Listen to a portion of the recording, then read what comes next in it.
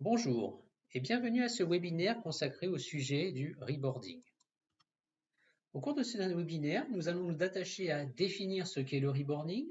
On va voir comment réussir ce reboarding et vous montrer ensuite directement dans la solution Cornerstone comment notre solution peut vous aider à le réussir et ensuite vous proposer quelques étapes suivantes si vous êtes intéressé.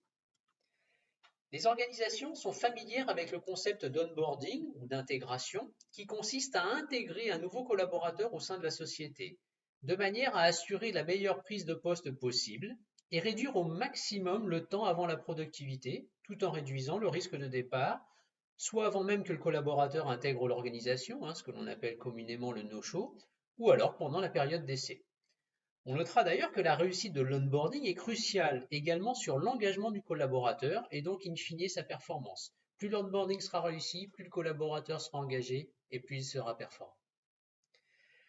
Le concept de reboarding est assez similaire, à ceci près qu'il correspond au besoin de réitérer ce processus d'onboarding lorsque des changements, comme par exemple ceux que je vais citer, se produisent. Ça peut être une mutation, changement de service, prise de nouveau poste.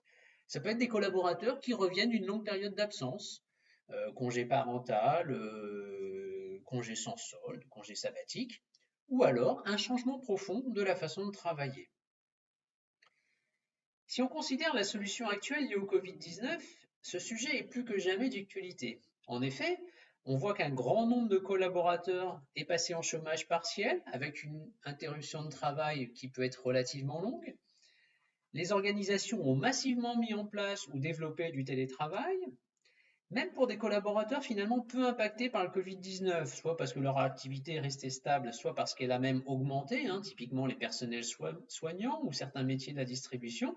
Dans l'immense majorité des cas, les collaborateurs auront des interrogations sur leur poste à moyen ou long terme, ou encore se questionneront sur la valeur ajoutée pour l'organisation dans un contexte modifié.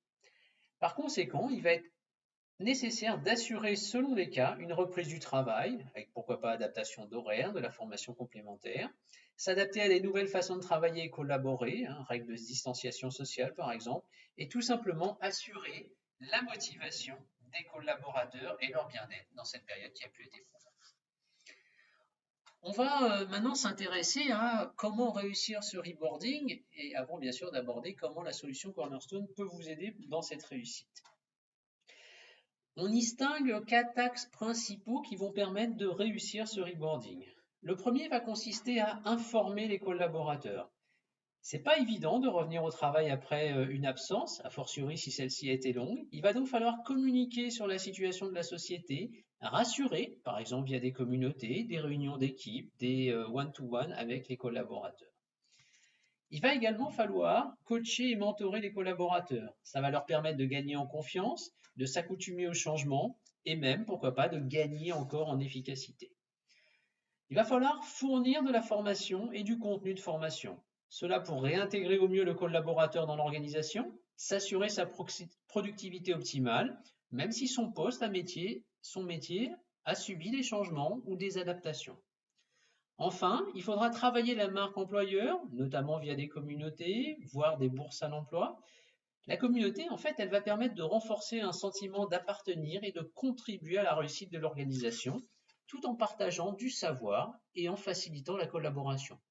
Si on prend l'exemple de la bourse à l'emploi, qui est une des formes d'expression d'une marque employeur, elle va donner des perspectives de carrière et d'évolution aux collaborateurs, ce qui va permettre de les retenir tout en s'assurant de leur engagement optimal. On va maintenant illustrer à travers quelques écrans dans la solution comment tout cela peut se matérialiser dans la plateforme Cornerstone. Pour tout ce qui va être, on va dire, interaction entre les personnes, s'assurer de leur motivation, le retour à l'emploi, on a un système de check-in dans notre outil que l'on peut aisément utiliser dans ce but. Ici, par exemple, je suis sur mon portail Cornerstone, sur ma page d'accueil, je vois que j'ai un certain nombre de check-in ou de conversations qui sont programmées. Et je vais aller ici, par exemple, dans ce check-in qui est programmé avec Isabelle en l'occurrence. Donc le check-in va permettre, sous forme d'un formulaire très simple tel qu'on le voit ici, de capturer des échanges réguliers entre par exemple un collaborateur et son manager, ou pourquoi pas un collaborateur et son N+2, ou d'une manière plus large, n'importe qui dans l'organisation. Cela se base sur des formulaires. On voit ici un formulaire de saisie où on peut renseigner un certain nombre d'informations. Encore plus intéressant, peut-être, on peut faire du suivi d'objectifs et monitorer des objectifs. Par exemple, dans le cadre d'un retour à l'emploi, on va positionner des objectifs à plus ou moins court terme et pouvoir ici monitorer ce suivi d'objectifs et pourquoi pas prendre des actions correctives ou tout simplement ici mettre à jour ces objectifs. Si un collaborateur a, par exemple, des difficultés d'atteindre un objectif ou a besoin d'une manière ou d'une autre d'une aide ou de formation complémentaire dans le cadre de son travail, le système permet également de créer des plans de développement qui vont s'architecturer autour de différentes sections. Ici, on voit par exemple que j'ai une section de développement de compétences commerciales, une section de développement linguistique, et dans chacune de ces sections du plan de développement, on va pouvoir ajouter à la fois de la formation. Typiquement ici, vous voyez une formation sur la rédaction de propositions commerciales, ou ce qu'on va appeler des actions de développement, où là, il va s'agir par exemple de participer aux réunions avec son responsable ou recevoir du coaching et du mentoring de telle ou telle personne dans l'organisation. Donc on voit que ce système de check-in va vraiment permettre le suivi au plus près des collaborateurs, s'assurer de leur engagement, de leur motivation, de l'atteinte de leur objectif et évidemment de leur bien-être. Bien évidemment, on va pouvoir reporter sur l'ensemble de ces données et pouvoir de nouveau prendre des actions correctives peut-être de manière un peu plus massive, typiquement affecter un ensemble de formations à tel ou tel métier dans l'organisation qui se trouve être en difficulté ou qui a besoin, par exemple, de mieux appliquer les gestes barrières dans le cadre du retour sur une ligne de production. On a parlé de la marque employeur, je vais l'illustrer à travers deux fonctionnalités de notre produit. Le premier, c'est les communautés. Donc ici, vous avez un exemple de communauté. La communauté, elle s'auto-alimente finalement, puisque au-delà d'articles qui peuvent être positionnés, on va pouvoir avoir des thèmes de discussion, donc tout simplement comme sur un réseau social, poster des informations auxquelles on va pouvoir joindre des fichiers ou des liens. Comme tout réseau social qui se respecte, on va pouvoir liker ou aimer certains articles, voir à quel point les articles sont les plus suivis.